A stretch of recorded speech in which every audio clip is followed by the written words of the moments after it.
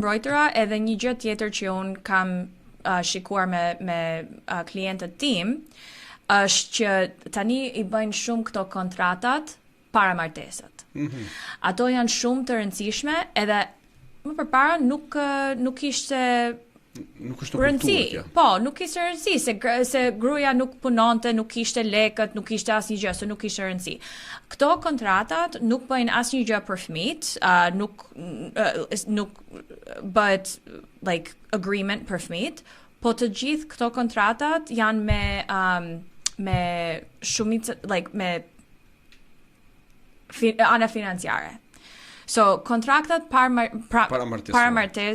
martesës, un kam shumë klient që i bëjnë tani, janë moshën time, edhe janë femra që kanë shumë punë të mirë, të ardhurat, të gjithë. Do të pyes pak edhe më mbrapa këtë, po ideja e kisha më shumë te pjesa që legjislacioni amerikan në një farë mënyrë tash ka ndryshuar, edhe i favorizon femrat pak më shumë se sa ndoshta 20 vite më përpara. Jo, më shumë se në Shqipëri, po në Amerikë gjithmonë ishte kështu, edhe në fakt për burrat është bërë një çik më e mirë tani në Amerikë.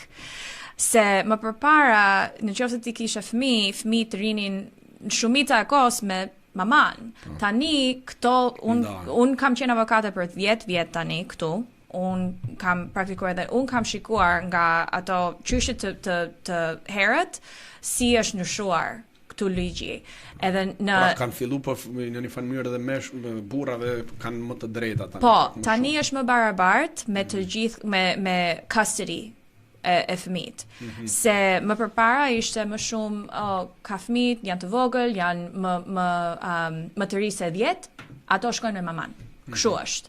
Tani është tjetër, se edhe burrat këtu në Amerikë më duket se janë një çik më hands-on, bëjnë një çik më shumë përpiqjen për fëmijët një çik më shumë, edhe unë kam shikuar edhe me shqiptarët që kam.